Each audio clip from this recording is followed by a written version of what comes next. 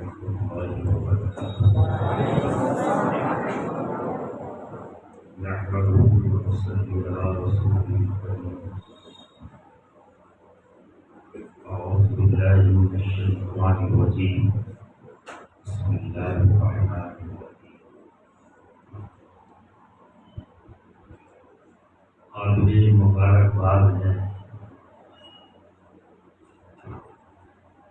جامعہ ام حبیبہ المنات کے تمام ذمہ دار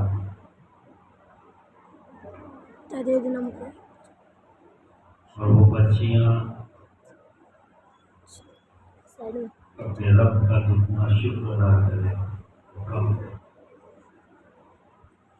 اللہ تبارک و تعالی نے مجھے سعادت بخشی کہ آج نبی کی حدیثوں کو پڑھنا شروع کریں گی. آج پہلی ہے اور انشاءاللہ تبارک تعالیٰ ایک وقت آئے گا کہ بخاری شریف میں جو آخری حدیث امام بخاری نے بھی اسے حاصل کرے.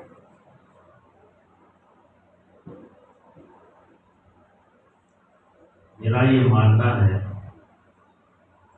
اور یہ سچ بھی ہے کسی کا کانسیپٹ کلیئر ہو کنفیوژن نہیں ہوتا. اور اگر کسی بات کے لیے ذہن صاف نہ ہو بات صحیح طریقے سے سمجھ میں نہ آئی تو بات انسان کنفیوز ہوتا ہے مشکوک ہوتا ہے اور مشکوک انسان کبھی ترقی نہیں کر سکتا اور اس کے گمراہ ہو جانے کا خطرہ بہت زیادہ ہے. اب آپ سبھی یہ سن کر آئے ہیں, آپ بچے ہیں, آپ جان رہے ہیں, سنتے آ رہے ہیں حدیث شریف پہلی حدیث یہ ساتھ یہ بخاری کی حدیث ہے, یہ مسلم کی حدیث ہے, یہ مسند احمد کی حدیث ہے, یہ بخاری کی حدیث ہے. وہ حدیث حدیث حدیث حدیث سنتے رہے. یہ حدیث ہے کیا؟ کیونکہ کانسیپٹ کلیئر ہونا جب وہ ہوتا ہے نا تو لفظ آتا ہے تو پورا تصور سے ادھر یہ لگانے ہماری فطرت میں چیز رکھتی ہے کہ جب ہمارے سامنے کسی کا نام لیا جائے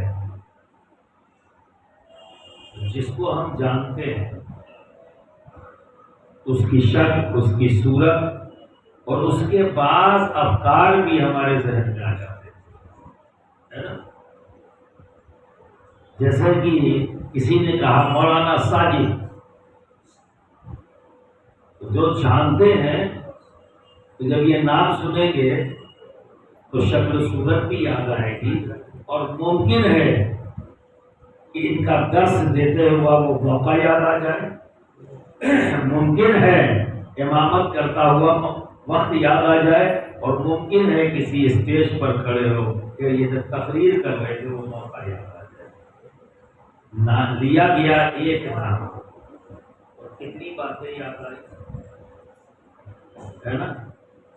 اور اگر نام کے تعلق سے ذات کا انٹروڈکشن نہیں ہے, ہم نہیں جان رہے ہیں, بار بار لیا جائے کوئی تصور نہیں آئے گا. میرا کہنے کا مقصد ہے کہ حدیث حدیث حدیث سنا, یہ حدیث ہے کیا؟ جب یہ جان لیں گے تو کچھ نہ کچھ تصور ضرور آئے گا, کیونکہ ہم حدیثیں سنتے رہتے ہیں. تو حدیث کا تعلق ہماری نبی کے ذات سے ہے نا. اور کیا ہے؟ نبی چلے یہ چلنا حدیث, نبی بولے یہ حدیث, نبی مسکرائے تو یہ حدیث, نبی بیٹھے ہیں تو حدیث, نبی سے کسی نے سوال کیا وہ حدیث, نبی نے جواب دیا وہ حدیث, نبی نے جواب نہیں دیا وہ حدیث, نبی سر ہلا دے, نبی سر ہلا دیں 2 حدیث، نبی مسکرا دے 2 حدیث، اور نبی ناراضگی کا اظہار کر دے وہ بھی حدیث، نبی سمجھا دے حدیث، ٹھیک ہے۔ اور سنو، تو ذاتی طور پر صرف نبی کی ذات سے، یعنی نبی چلے، نبی بیٹھے، نبی اٹھے، نبی بولے، نبی نے کیا، یہ سب حدیث، کیا صرف یہی تک؟ نہیں، نبی کے صحابہ نے، نبی کے جو کمپینین ہیں، جو نبی کے مرید ہیں، جو نبی کے صحابہ ہیں، انہوں نے جب کچھ نبی کے تعلق سے فرمایا وہ بھی حدیث، وہ بھی حدیث۔ رانے میں لت اسلامیہ، یعنی نبی کی ذات اور صفات سے جو چیز جڑ گئی، ٹھیک ہے، وہ حدیث۔ سمجھ آ گئی بات؟ اور کس طرح سے آپ دیکھیے اہل محبت، رات میں ایک محفل میں یہی اسی عنوان پر گفتگو کر رہا تھا۔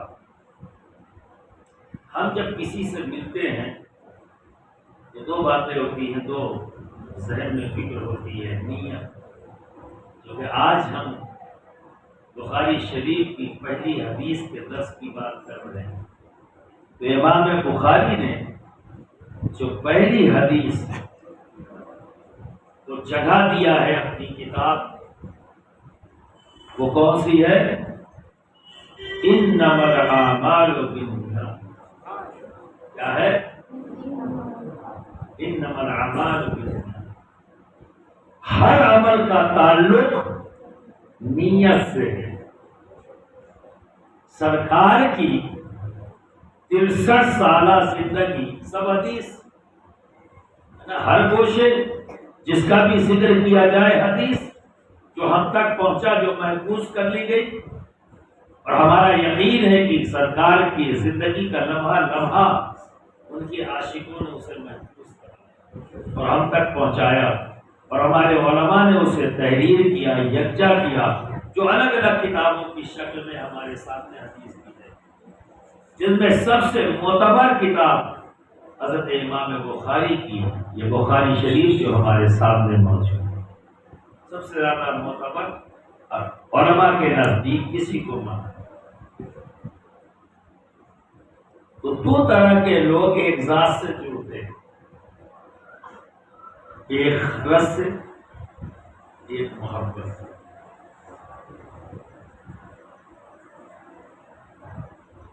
مولانا ساجد کے پاس کوئی آیا تو آنے والا 2 ہی ہو سکتا ہے، یا تو اس کی کوئی غرض ہو یا محبت ہے۔ یہی چیز ہمارے ساتھ بھی ہوتی ہے، غرض اور محبت۔ کیا فرق ہے یہ آپ کا سمجھنا ضروری ہے۔ جو غرض سے آتا ہے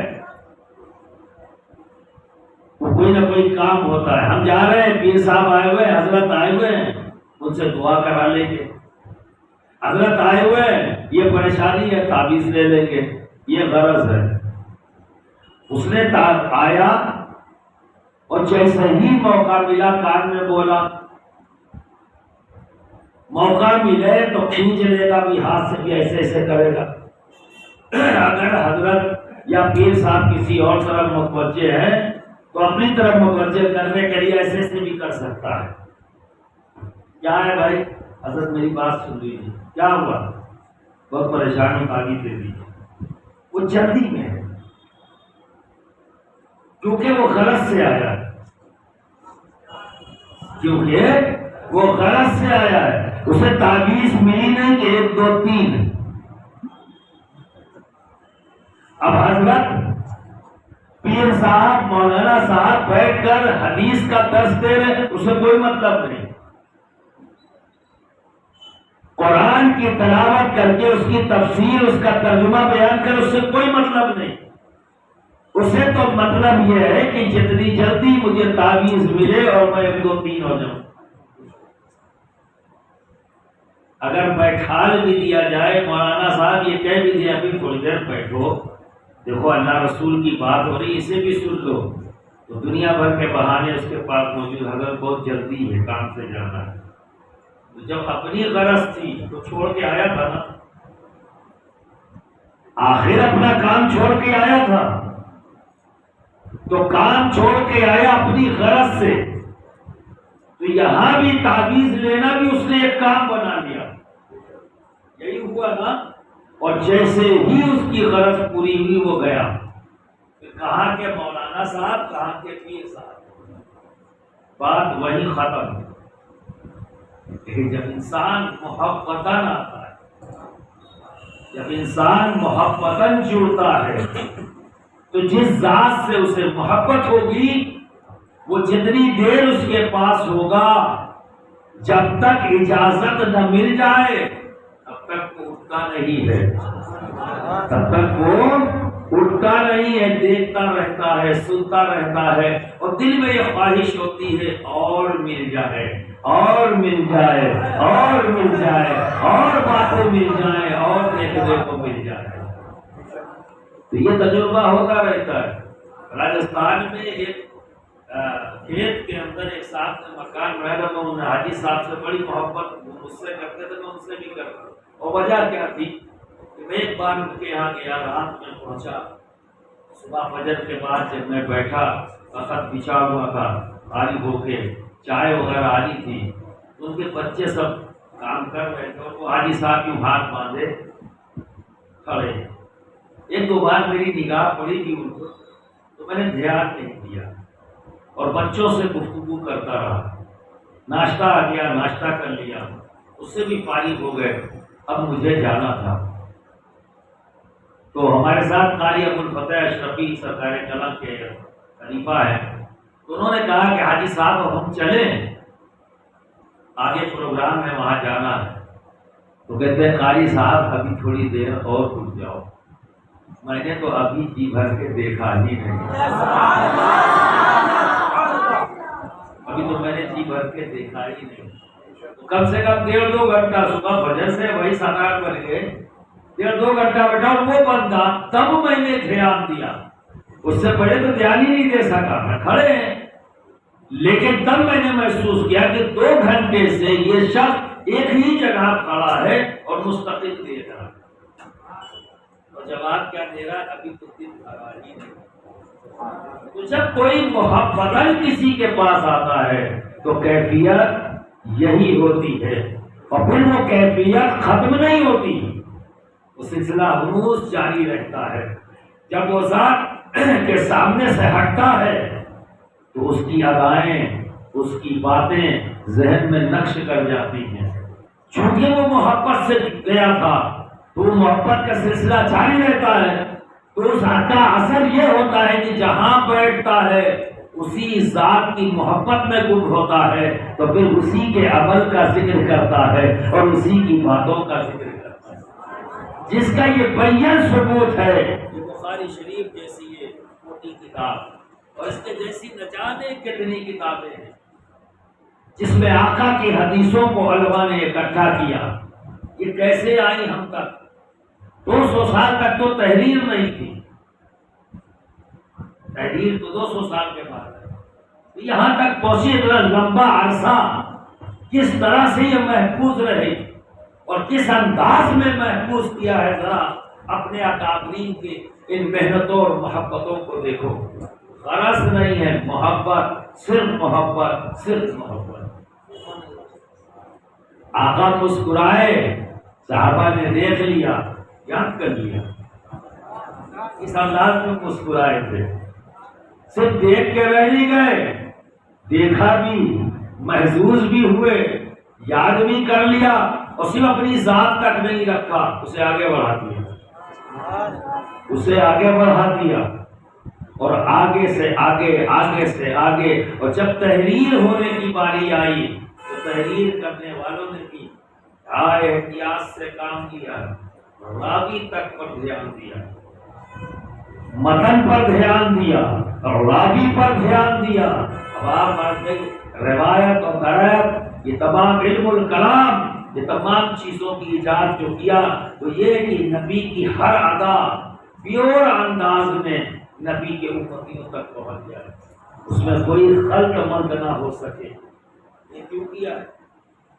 یہ جذبہ کون سا ہے جو یہ کرا دے گا؟ ہے نا، یہ جذبہ سے محبت کا ہے۔ انداز محبت دیکھیے کہ ایک صحابی نے ایک صحابی سے پوچھا، یہ بتاؤ آپ بڑے ہیں یا آقا بڑے ہیں؟ کیا پوچھا؟ آپ بڑے ہیں یا ہمارے آقا بڑے ہیں؟ آپ جانتے ہیں صحابی رسول کا پوچھنے کا مطلب کیا تھا؟ عمر، مقام و مرتبے میں تو سوال ہی نہیں پیدا ہوتا کہ کوئی صحابی کسی صحابی سے یہ سوال کرتے۔ تو وہاں مقصد کیا تھا کہ آپ عمر میں بڑے ہیں یا آقا بڑے ہیں؟ آپ محبت دیکھیے، ادب دیکھیے کہ وہ صحابی رسول فرماتے ہیں میں دنیا میں پہلے آیا ہوں، ورنہ میرے آقا تو ہر حال میں ہم سے بڑے ہیں، میرے آقا تو ہر حال میں مجھ سے بڑے ہیں، ہم سب سے بڑے ہیں، بس یہ ضرور ہے کہ دنیا میں پہلے آیا۔ جواب بھی ہو گیا، محبت بھی باقی رہی اور ادب بھی باقی رہا۔ برادران ملت اسلامیہ، ہر عمل کا تعلق نیت سے ہے۔ نماز افضل العبادات میں ہے، روزہ وہ عمل جو رب کو بے پناہ پسند۔ اب آپ اندازہ لگائیے کہ روزے دار کے منہ سے نکلی ہوئی اس میں اللہ رب العزت کو مشکل سے زیادہ عزیز۔ اب آپ اندازہ لگائیں، صبر جس کے لیے اللہ نے ریوارڈ دے دیا میں ساتھ دوں، شکر جس کے لیے رب فرماتا ہے کہ جو بندہ شکر ادا کرتا ہے میں نعمتیں بڑھا دیتا ہوں۔ یہ تمام چیزیں جو رب تبارک و تعالیٰ نے ہمیں اپنا قرب حاصل کرنے کے لیے نبی کے وسیلے سے عطا کیا، لیکن دوست یہ سب ہمارے کام نہیں آئے اگر نیت بدل جائے۔ نماز کسی نے پڑھی اس لیے کہ لوگ اسے نیک جانے، لوگ اسے اچھا جانے، لوگ اسے نمازی کہیں، عمل تو ہوا ہے، رکوع ویسے ہی کیا اس نے، سجدے ویسے ہی کیے، تسبیحات ویسے ہی پڑھی، تلاوت تو ویسے ہی کیا ہے، کوئی فرق نہیں ہے۔ کہ کوئی فرق ہے؟ رزلٹ بدل گیا۔ کیوں بدل گیا؟ نیت بدل گئی۔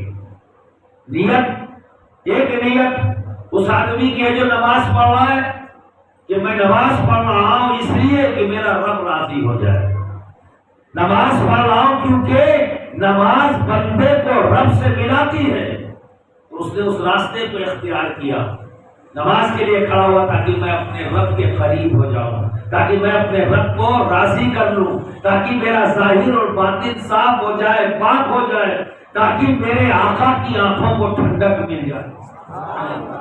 نیت اس کی ہے میں نماز پڑھوں گا اس لیے کہ میرے آقا کی ٹھنڈک ہے، آنکھوں کی ٹھنڈک ہے نماز، اس لیے نماز پڑھوں گا۔ نماز اس لیے پڑھوں گا کہ میرے رب نے اس کا مجھے حکم دیا ہے، نماز اس لیے پڑھوں گا کہ مجھے اپنے رب کا قرب چاہیے، اس کا صلہ الگ، اور اگر دکھاوا بن گیا محنت ویسے ہی رزلٹ زیرو۔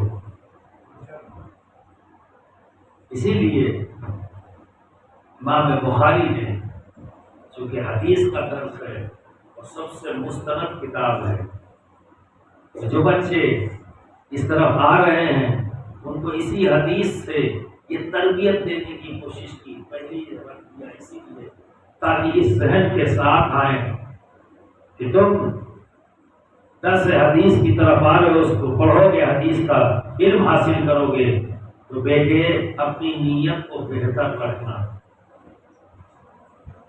یہ زوم سے اپنے آپ کو بچا لینا، اس لیے کہ تمہیں لوگ عالم کہیں، معلمہ کہیں، معلم کہیں، اس لیے اس علم کو حاصل نہیں کرنا ہے۔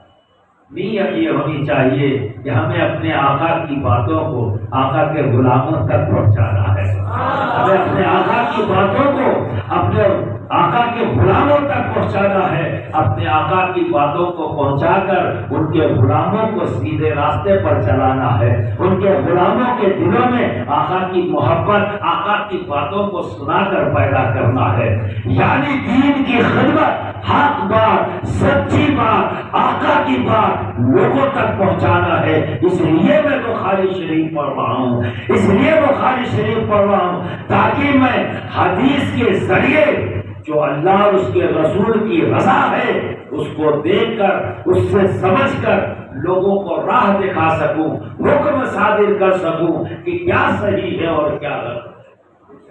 نیت اگر یہ ہے کہ آقا کے غلاموں کو راستہ دکھانا ہے، ان کو صحیح راستے پر چلانا ہے، ان کے دلوں میں محبت کی جوت جگانا ہے تو فائدے مند۔ اور اگر ذہن میں یہ ہے کہ میں معلمہ بن جاؤں گا، میں معلم بن جاؤں گا، میں عالم بن جاؤں گا، میں علامہ بن جاؤں گا، میں تمام لوگوں سے الگ ہو جاؤں گا، نیت بدل گئی، رزلٹ بدل گیا۔ یہی وجہ ہے، یہی وجہ ہے بدلی ہوئی نیت کے ہم نے اثرات دیکھے۔ کیا دکھتا نہیں ہے دیوبند اور ندوہ؟ کتاب یہی ہے، رزلٹ بدلا ہوا ہے۔ جامعہ ام حبیبہ للبنات میں بھی یہی کتاب بخاری شریف کی ہے، اور آدھا کی بھی مدرسوں میں یہی کتاب بخاری شریف کی ہے۔ لیکن جب یہاں سے بچیاں نکلیں گی تو جب نبی کا نام آئے گا تو آنکھیں نم ہو جائیں گی، جب نبی کا نام آئے گا تو سر جھک جاتا ہے، جب نبی کا نام آتا ہے تو سینے پر ہاتھ آ جاتا ہے، نبی کا نام آتا ہے تو انگوٹھا چوم لیتے ہیں۔ یہ فرق نیت کے صحیح رکھنے والوں کے اندر ہے، اور جب نیت بدل جائے تو غرور اور تمکنا تو یہ بھی کہتے ہوئے نظر آتے ہیں، انہی کتابوں کو پڑھنے والے جن کے پاس سند ہے مفتی کی، جن کے پاس سند ہے محدث ہونے کی، وہ کیا فرماتے ہیں؟ یا رسول اللہ کہنا معاذ اللہ جائز نہیں، کتاب یہی پڑھی ہے۔ فرق کیا ہے؟ کتاب کا نہیں، فرق کیا ہے؟ حدیث کا نہیں، فرق ہے اس حدیث پر عمل نہ کرنے۔ اور میرا ماننا ہے کہ میں اسے عالم مانتا ہوں، میں صرف اسے عالم مانتا ہوں جو اپنے علم حاصل کردہ علم سے سب سے پہلے اپنی ذات کو فائدہ پہنچائے، سب سے پہلے اپنی ذات کو فائدہ پہنچائے۔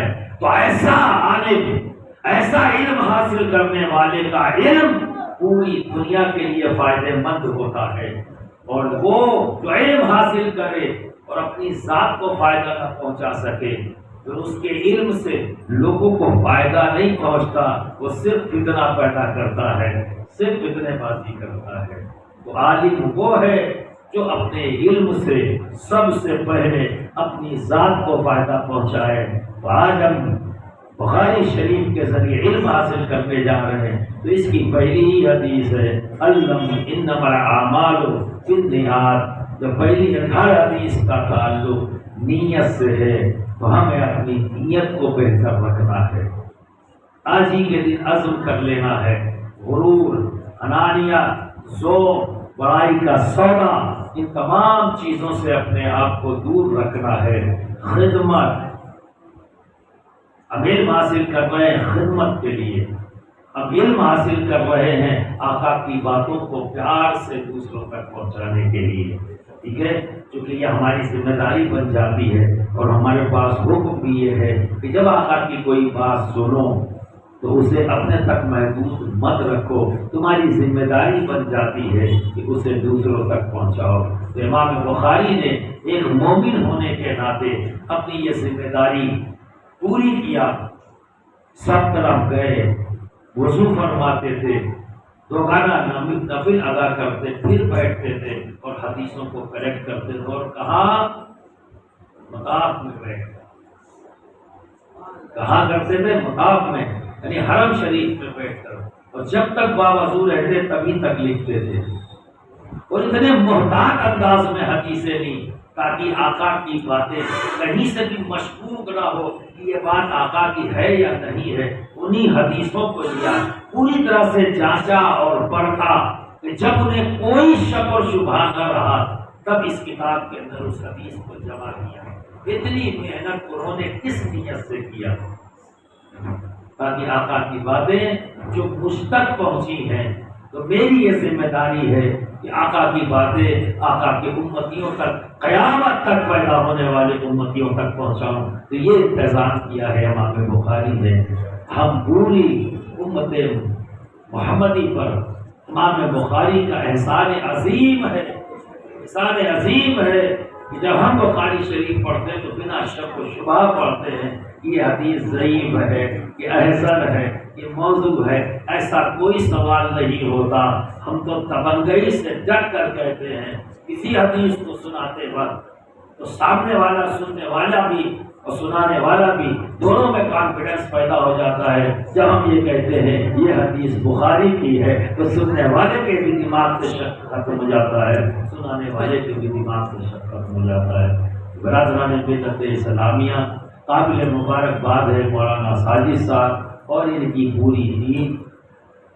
اگر انہوں نے یہ گلشن کھڑا نہ کیا ہوتا، یہ باغ نہ لگایا ہوتا، یہ موقع نہیں ہوتا، نہ میں ہوتا، نہ آپ ہوتے، نہ ہمارے اور آپ کے درمیان یہ بخاری شریف ہوتی۔ تو ہمیں ان کا بھی شکریہ ادا کرنا چاہیے، اور ان کے تمام ساتھیوں کا اور ان لوگوں کا جو غائبانہ طور پر وہ بھی قابل مبارکباد ہیں، جو اپنے گھروں سے بیٹھ کر ان کے شانے سے شانہ ملا کر ان کی مدد کرتے رہے، مسجد بنانے میں، مدرسہ بنانے میں، بچیوں کے مدرسے کو بنانے میں۔ میں انہیں بھی مبارکباد دیتا ہوں اور ان کے سب کے حق میں دعا گو ہوں کہ اللہ رب العزت سب کی ہر نیک اور جائز تمناؤں کو پوری فرمائے، اور اس مدرسے میں اور جو جامعہ کی بچیاں ہیں، اللہ رب العزت بچوں کو اور تمام بچیوں کو علم نافع عطا فرمائے اور دین متین کی خدمت کا جذبہ عطا فرمائے، اخلاص عطا فرمائے، اور رب تبارک تعالیٰ ان کی دینی خدمات کو قبولیت عطا فرمائے، خاتمہ ایمان پر فرمائے، اور دونوں جہانوں میں کامیابی اور کامیابی عطا فرمائے۔ وآخر دعوانا ان الحمد للہ رب العالمین۔